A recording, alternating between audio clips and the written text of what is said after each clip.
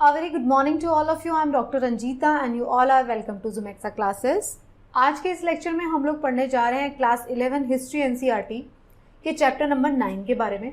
तो इस चैप्टर में हम लोग बात करने जा रहे हैं द इंडस्ट्रियल रिवोल्यूशन। हम लोग बात करेंगे कि इंडस्ट्रियल रिवोल्यूशन का मतलब क्या होता है, सबसे पहले ये कौन से देश में आया, वर्ल्ड का कौन सा कंट्री था जिसमें सबसे पहले इंडस्ट्रियल रिवोल्यूशन आता है, इंडस्ट्रियल रिवोल्यूशन आने की वजह से क्या क्या चेंजेस आते हैं। इंडस्ट्रियल रिवोल्यूशन सिर्फ और सिर्फ पॉजिटिव ही नहीं होता, वो अपने साथ में कुछ नेगेटिव इम्पैक्ट भी लेकर आता है। तो हम पॉजिटिव और नेगेटिव इम्पैक्ट्स की बात करेंगे। हम बात करेंगे कि किस तरीके से इंडस्ट्रियल रिवोल्यूशन की वजह से, अगर हम यूके की बात करें which is also called England, वो सबसे बड़ा कॉलोनियल पावर बनता है और बाकी के सभी देशों को अपनी कॉलोनी बनाता है। तो हम ये सारी जो बातें हैं इस चैप्टर में करने जा रहे हैं। So let's start. अगर आपका कोई डिटेल सवाल है तो आप मुझे इस ईमेल एड्रेस पर मेल कर सकते हो। ये मेरे टेलीग्राम चैनल का लिंक दिया गया, ये मेरा इंस्टाग्राम हैंडल है और ये मेरे टेलीग्राम चैनल का लिंक आपको दिया गया है। इस टेलीग्राम चैनल पर आपको मेरे सभी लेक्चर्स के पीडीएफ मिलते हैं जिनको आप रिवीजन के लिए डाउनलोड कर सकते हो। अगर आप मेरे बाकी के लेक्चर सीरीज को देखना चाहते हैं तो उन सबके लिंक आपको इसी टेलीग्राम चैनल पर मिल जाते हैं। इस चैप्टर में हम लोग क्या क्या बात करने जा रहे हैं, इस चैप्टर में हम लोग बात करेंगे what is industrial revolution, Britain में पहले सबसे कैसे आया, फैक्टर्स क्या थे, कौन कौन सी इन्वेंशंस थी जो इंडस्ट्रियल रिवोल्यूशन में आए, फैक्ट्री सिस्टम क्या था, इन सब चीज़ों के बारे में बात करेंगे। तो फर्स्ट टॉपिक जो हम डिस्कस करेंगे वो है about the industrial revolution, what is it. तो industrial revolution as a word, उससे आप क्या समझते हैं। तो इंडस्ट्रियल रिवोल्यूशन जैसा कि उसके नाम से आपको समझ में आ रहा है, ये वो प्रोसेस होता है जिसके अंदर इंडस्ट्रियल प्रोडक्शन स्टार्ट हो जाता है। मतलब इंडस्ट्रियल प्रोडक्शन का मतलब क्या है, प्रोडक्शन हो रहा है किसी चीज़ का, हम किसी चीज़ को मैन्युफैक्चर कर रहे हैं, बना रहे हैं, बट किसकी मदद से बना रहे हैं, ह्यूमन बीइंग के बजाय हम उसको बना रहे हैं मशीन से। या फिर अगर मशीन्स को भी ऑपरेट किया जा रहा है तो ह्यूमन बीइंग्स जो है मशीन ऑपरेट कर रहे हैं और मशीन जो है वो प्रोडक्ट को बना रही है। अगर ह्यूमन बीइंग की जगह, मतलब ह्यूमन लेबर की जगह मशीन काम करती है तब हम उसको बोलते हैं, और गुड्स को प्रोड्यूस किया जाता है तो हैंडमेड जो गुड होती हैं वो रिप्लेस हो जाती हैं मशीन मेड गुड्स से। इसको हम कहते हैं इंडस्ट्रियल रिवोल्यूशन। तो शिफ्ट है, किस चीज़ का शिफ्ट है, ह्यूमन लेबर से हम मशीन लेबर की तरफ शिफ्ट कर रहे हैं, तो इसको हम कहते हैं इंडस्ट्रियल रिवोल्यूशन। इसकी वजह से होता क्या है, इंडस्ट्रियल रिवोल्यूशन की वजह से, क्योंकि मशीन अगर काम करेगी तो वो बहुत तेज़ी से काम कर रही है, तो जो प्रोडक्शन है उसका जो साइज है, मतलब प्रोडक्शन का जो नंबर है, जितना प्रोड्यूस हम हाथ से बना के कर पाते थे उससे कहीं ज़्यादा प्रोडक्शन बढ़ जाता है। प्रोडक्शन बढ़ जाएगा तो क्वालिटी ऑफ गुड्स है वो भी इम्प्रूव होती है, क्योंकि मशीन जो है एक ही तरीके की गुड्स बनाएगी। हाँ, हैंडमेड बनेगी तो एक बार कुछ बनेगी तो उसमें थोड़े थोड़े वेरिएशंस आते हैं, पर जब मशीन से बनती हैं तो उसके अंदर एक स्टैंडर्डाइजेशन भी आ पाती है। तो इंडस्ट्रियल रिवोल्यूशन की वजह से क्या होता है, इकोनॉमी भी ग्रो करेगी। तो हम इसके बारे में डिटेल में बात कर लेंगे। तो इस वर्ड का मतलब आप समझ गए होंगे, ह्यूमन लेबर से मशीन लेबर की तरफ हम स्विच करते हैं। तो अगर हम टाइम पीरियड की बात करते हैं इंडस्ट्रियल रिवोल्यूशन में, तो अगर हम इंग्लैंड की बात करेंगे तो इंग्लैंड जो है वो फर्स्ट कंट्री था पूरे वर्ल्ड में जो कि इंडस्ट्रियल रिवोल्यूशन वहाँ पर सबसे पहले आता है। तो इंडस्ट्रियल रिवोल्यूशन का टाइम पीरियड कौन सा था ये आपको समझना पड़ेगा। तो ब्रिटेन के अंदर इंडस्ट्रियल रिवोल्यूशन आता है 1780 से लेके 1850 के बीच में, ये वाला जो टाइम पीरियड है उसमें इंडस्ट्रियल रिवोल्यूशन चल रहा है। तो ये कौन सा वाला टाइम पीरियड है, अगर आप इंडियन हिस्ट्री से अगर इसको कोरिलेट करेंगे तो अगर आप देखते हैं कि कंपनी जो है बैटल ऑफ प्लासी और बैटल ऑफ बक्सर होने के बाद 1764 के बाद जो है कंपनी को दीवानी राइट्स मिल जाते हैं। इसका मतलब क्या था कि जो कंपनी है वो जो है अब वहाँ से दीवान की तरह जो है टैक्स कलेक्शन का राइट उसको मिल जाता है। तो उसकी वजह से क्या होता है, धीरे धीरे उनको जो रेवेन्यू है वो जनरेशन कहाँ से शुरू हो जाता है, इंडिया से ही रेवेन्यू जनरेशन शुरू हो जाता है कंपनी का। पहले जो है कंपनी का पैसा, मतलब इंग्लैंड का पैसा लगता था, कंपनी जो है सोना और चांदी मंगवाती थी इंग्लैंड से, उसमें पेमेंट किया जाता था। बट दीवानी राइट्स आने की वजह से क्या हुआ था, यहीं से प्रोडक्शन हो रहा, मतलब यहीं से हम पैसा कमा रहे हैं, कंपनी के लोग, ईस्ट इंडिया कंपनी के लोग इंडिया से पैसा कमा रहे हैं और इंडिया में ही पेमेंट कर दे रहे हैं। तो ये बहुत बड़ा शिफ्ट था। तो ये वो वाला टाइम पीरियड था जब कंपनी को दीवानी राइट्स मिल चुके हैं। उसके बाद आता है इंग्लैंड के अंदर इंडस्ट्रियल रिवोल्यूशन। तो अब आप देखेंगे कि जैसे ही इंग्लैंड के अंदर इंडस्ट्रियल रिवोल्यूशन आता है, इंडिया की जो मार्केट है वो फ्लड होना शुरू हो जाती है industrial goods made in England. तो इंग्लैंड में बनी हुई इंडस्ट्री में जो सामान था वो इंडिया उसका एक मार्केट बनता है, राइट। मैंने आपको बोला था कि जब लोग अंग्रेज आए थे तो उनका एक ही मोटो था, वो एक व्यापारी की तरह आए थे। बाद में उन्होंने देखा कि इंडिया के अंदर इस तरीके की कंडीशन है कि हम इसको कॉलोनाइज भी कर सकते हैं, हम इसका एडमिनिस्ट्रेशन भी संभाल सकते हैं, क्योंकि अगर एडमिनिस्ट्रेशन संभालेंगे तो उनको इकोनॉमिकली ज़्यादा बेनिफिट होगा। So this was a shift.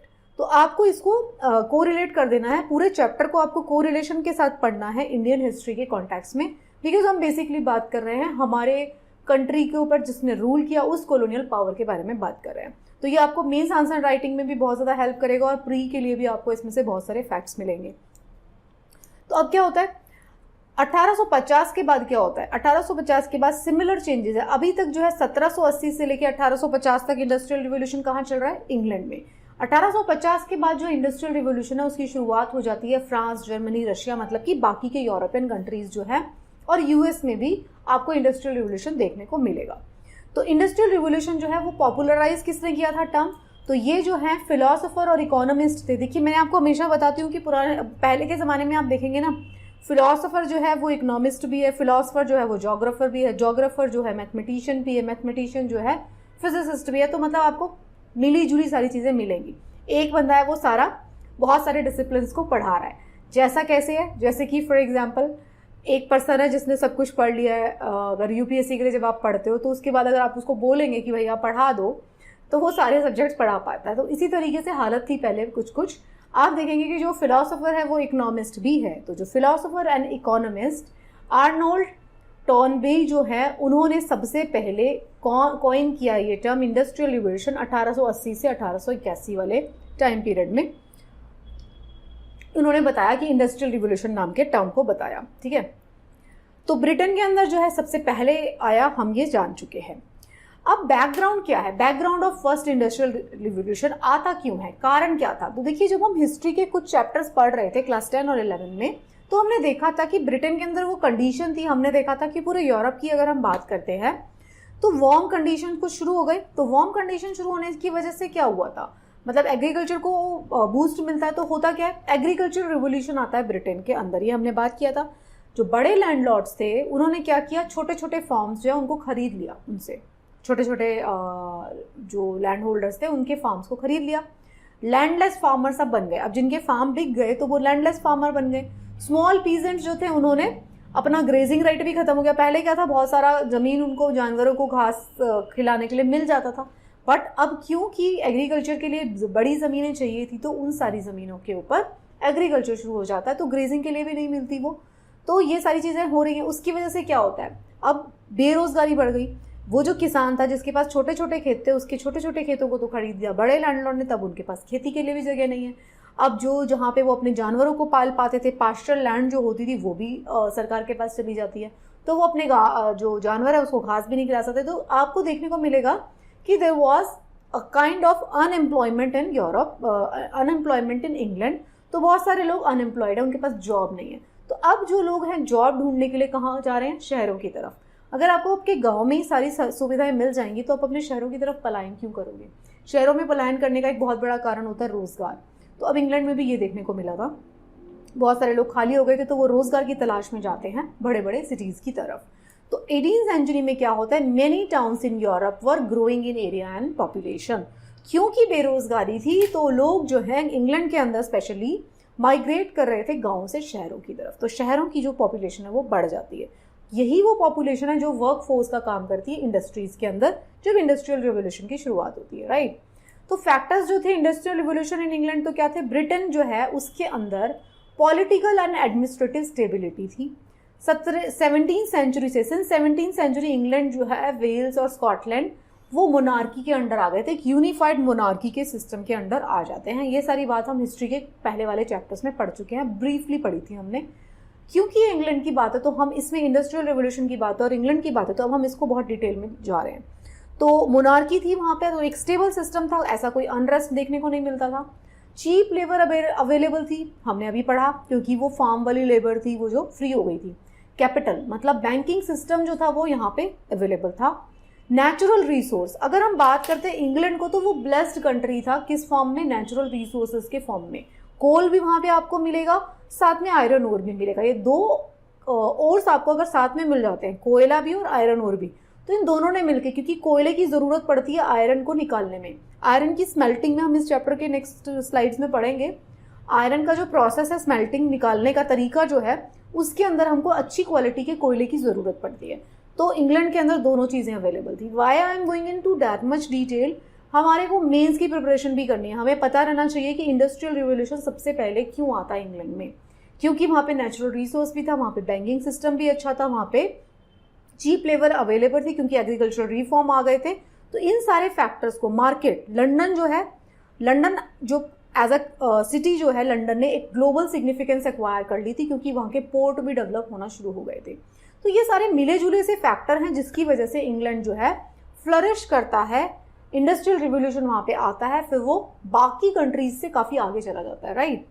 तो अवेलेबिलिटी, अब इंग्लैंड के अंदर हम जब ज्योग्राफी में पढ़ेंगे तो वहाँ पे रिवर सिस्टम भी है, तो रिवर चैनल्स भी अवेलेबल हैं, ट्रांसपोर्टेशन भी वहाँ पे अच्छा हो रहा है, एग्रीकल्चर सेक्टर में रिवोल्यूशन आ चुका है। तो ये सारे फैक्टर हैं। क्या क्या फैक्टर हो गए? एग्रीकल्चर सेक्टर में रिवोल्यूशन आ गया जिसकी वजह से बहुत सारे जो छोटे छोटे किसान थे वो लैंडलेस हो गए और वो चीप लेबर की तरह सिटी की तरफ पलायन कर रहे हैं।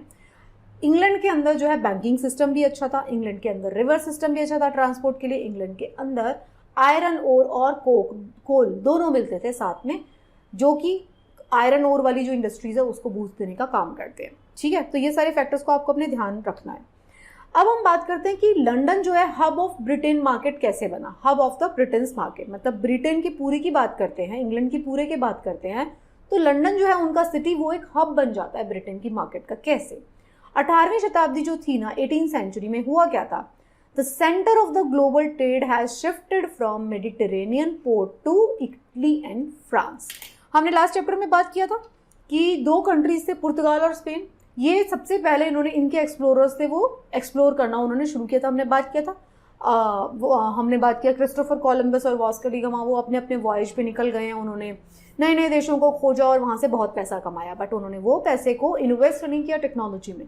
टेक्नोलॉजी में इन्वेस्ट कौन कर रहा था? ब्रिटेन कर रहा था, फ्रांस कर रहा था, राइट। तो अब हुआ क्या इसकी वजह से, 15th सेंचुरी में उन लोगों ने अपनी वॉयज स्टार्ट कर दी थी, बट 16, 17, 18 सेंचुरी आते आते ब्रिटेन जो है वो एक बड़ा, क्योंकि उसने इन्वेस्ट किया था, उन्होंने उसके बाद में वॉयज शुरू किया था, बट इन्वेस्टमेंट इनका टेक्नोलॉजी में ज़्यादा अच्छा था। इसकी वजह से जो पोर्ट सिटी है, मेडिटेरेनियन सिटी, मेडिटेरेनियन पोर्ट्स थे, मेडिटेरेनियन पोर्ट्स को कौन यूज़ कर रहा है? मेडिटेरेनियन को स्पेन और पुर्तगाल के लोग यूज़ कर रहे थे। मैप आपको मैंने दिखाया था, आप मैप में देखेंगे तो आपको नजर आएगा पुर्तगाल और स्पेन के जो लोग हैं वो मेडिटेरेनियन पोर्ट्स को यूज़ करते हैं। बट अब क्या होता है, मेडिटेरेनियन पोर्ट से शिफ्ट हो जाता है, पोर्ट इटली और फ्रांस भी यूज़ करने लगते हैं अटलांटिक पोर्ट को, और हॉलैंड एंड ब्रिटेन भी यूज़ करने लगते हैं। तो लंदन जो है वो सिग्निफिकेंस एक्वायर कर लेता है ग्लोबल, क्योंकि वहाँ पे जो पोर्ट है Holland, Atlantic ports of Holland and Britain वो यूज़ में आना शुरू हो गए। तो later London replace Amsterdam as the principal source of loan for international trade. Last में, बाद में हम देखेंगे कि एम्स्टरडैम जो कि बाकी कंट्रीज को लोन दिया करता, उसकी जगह ले लेता है ब्रिटेन। ब्रिटेन जो है उसका, लंदन जो सिटी है वो बाकी देशों को लोन देना शुरू कर देता है अपने अपने इंटरनेशनल ट्रेड के लिए, राइट। तो लंदन जो है वो काफ़ी फ्लरिश कर रहा है। लंदन जो है ट्रायंगुलर ट्रेड का सेंटर बन जाता है। कौन सा ट्रायंगुलर ट्रेड का नेटवर्क है?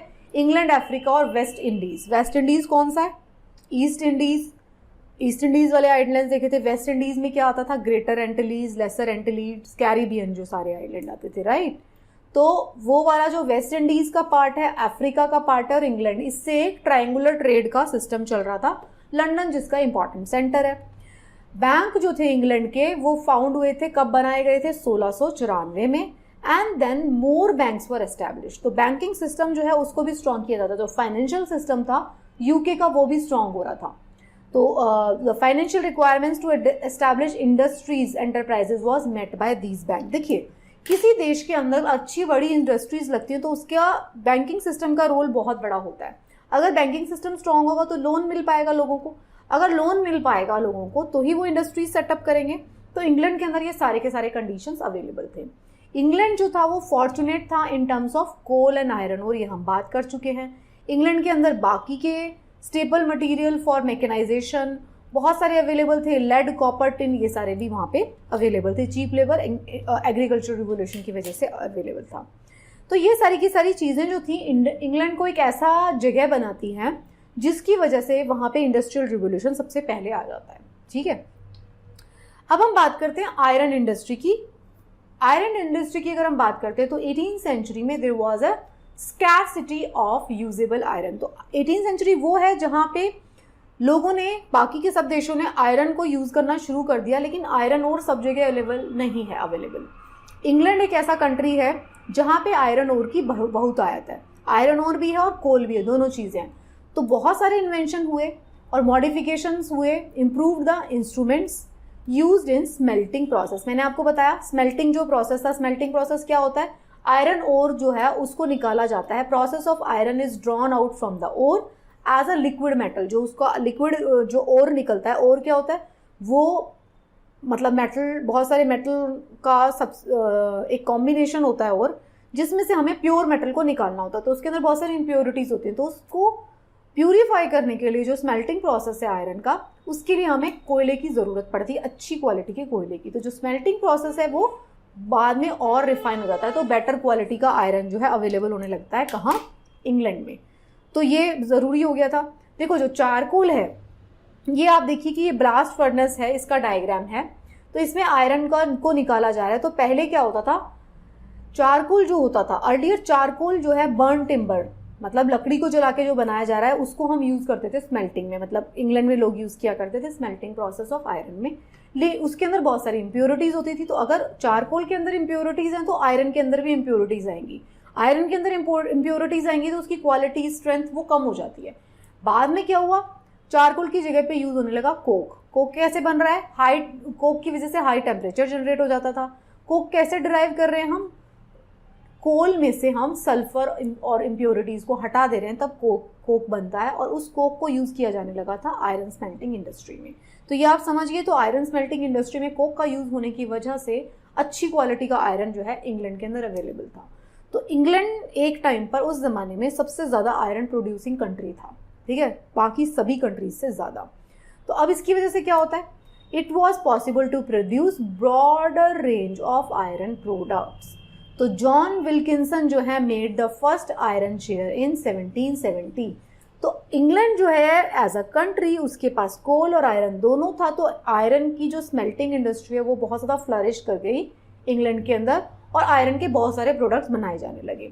ड्यूरेबिलिटी जो होती थी आयरन के बने हुए चीज़ों की लकड़ी से ज़्यादा है। एक लकड़ी की चीज़ बनाओ, लकड़ी का आप वो बनाओ, प्लॉ बना लो, प्लॉशर मतलब हल जो चलाते हैं, एक आयरन का बना लो, तो कौन सा ज़्यादा अच्छा होगा, लकड़ी वाला तो जल्दी ख़राब हो जाएगा और आयरन वाला बहुत अच्छा रहेगा। एक्सीलेंट क्वालिटी का कोकिंग कोल था, हाई ग्रेड आयरन ओर था। तो ये सब ने इस वाली इंडस्ट्री को बूस्ट दे दिया। जो बेसिन्स थे, these basins were close to the ports और ट्रांसपोर्टेशन फैसिलिटी भी अवेलेबल थी। किसकी वजह से, पोर्ट के पास रहने की वजह से और रिवर सिस्टम की वजह से ट्रांसपोर्ट फैसिलिटी भी अवेलेबल थी। कहाँ, किस चीज़ के ट्रांसपोर्ट के लिए, आयरन और कोल के ट्रांसपोर्ट के लिए। अगर आप, जब हम ज्योग्राफी पढ़ेंगे तब मैं आपको बताऊंगी कि कौन सी ऐसी इंडस्ट्रीज होती हैं, weight gaining industry, weight losing industry. तो ऐसी बहुत सारी, जैसे आयरन और कोल जो है बहुत भारी सामान होगा तो उसके ट्रांसपोर्टेशन की कॉस्ट बहुत ज़्यादा है। तो अगर आपको ट्रांसपोर्टेशन के अच्छे मैकेनिज्म अवेलेबल होंगे तो आपको हमेशा एडवांटेज मिलेगी बाकी किसी और कंट्री से, राइट। तो ये सारी हम वो बातें पढ़ रहे हैं जिसकी वजह से जो है इंग्लैंड जो है फ्लरिश कर रहा था। तो आयरन इंडस्ट्रीज जो है they came to be known as came to be concentrated in specific regions of Britain. तो वो यहाँ पे देखिए, आप देखिए iron and coal manufacturing areas आपको यहाँ पे नजर आ रहे हैं। तो आयरन और कोल दोनों वहाँ पे मिल रहे हैं। तो ब्रिटिश आयरन इंडस्ट्रीज जो है वो 4 टाइम बढ़ जाता है उसका आउटपुट 1800 से लेके 1830 के बीच में। तो and its products were the cheapest in Europe. अगर आपके पास इतना सारा आयरन प्रोड्यूस हो रहा है तो आप जो प्रोडक्ट बनाएंगे मार्केट में कंपटीशन को किल कर देंगे ना। आप सबसे सस्ते प्रोडक्ट कर देंगे तो बाकी के लोगों के प्रोडक्ट कोई खरीदेगा ही नहीं। ऊपर से आपके पास कोक अवेलेबल है, जिसकी वजह से आप क्या कर रहे हो, मतलब वो एक इस तरीके का कोयला अवेलेबल है जिससे कि आपका आयरन की क्वालिटी बहुत अच्छी बन गई है, तो बाकी लोग उनसे कम्पीट नहीं कर पाते। तो 1848 तक जो Britain was the smelting more iron than the rest of the world. तो मैंने आपको ये बताया सबसे ज़्यादा आयरन प्रोड्यूस यहाँ पर हो रहा था। So this was one of the very big advantage, क्योंकि वहाँ पे इंडस्ट्रियल रिवोल्यूशन आता है। कॉटन इंडस्ट्री की अगर हम बात करते हैं तो Britain has been importing bales of cotton cloth from India. अभी तक क्या चल रहा था, वहाँ पे कॉटन इंडस्ट्री के लिए कॉटन कहाँ से इम्पोर्ट होता था, इंडिया से। अब क्या चेंज आया, अब वहाँ की कॉटन की इंडस्ट्री के लिए कॉटन क्लोथ की जगह पर कॉटन बॉल्स इंपोर्ट होने लगे। तो importing bales of cotton cloth और फ्रॉम इंडिया 17th सेंचुरी तक।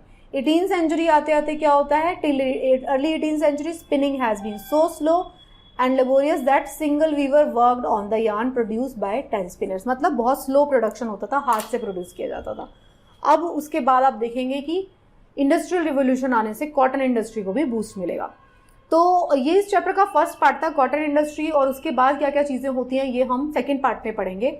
आई होप आपको first part of this chapter अच्छे से समझ में आया। ये चैप्टर बहुत इंपॉर्टेंट है, इसके अंदर जो मैं फैक्ट्स आपको बहुत डिटेल में बता रही हूँ, these are very very important facts, because ये आपको why Britain was establish as a huge colonial power और अ बिग कॉलोनियल पावर, उसका कारण है ये। तो ये चैप्टर को आपको समझना पड़ेगा, मेंस आंसर राइटिंग के लिए बहुत ज़्यादा इंपॉर्टेंट चैप्टर है। So thank you so much for watching. I hope you are enjoying the history lectures. मैं कोशिश कर रही हूँ आपको साइंटिफिकली इनको ब्रेक करने की हिस्ट्री के लेक्चर्स को, ताकि आपके दिमाग में अच्छे से समझ में आ जाए। सिर्फ सुनते सुनते और देखते देखते आप हिस्ट्री के लेक्चर्स को बहुत अच्छे से प्रिपेयर कर पाएंगे। The part of history which is very important for your exam, उसको आप अच्छे से प्रिपेयर कर पाएंगे। सो thank you so much for watching. अगर लेक्चर्स पसंद आते हैं तो बाकी लोगों को ज़रूर बताएं, and best of luck for your preparation.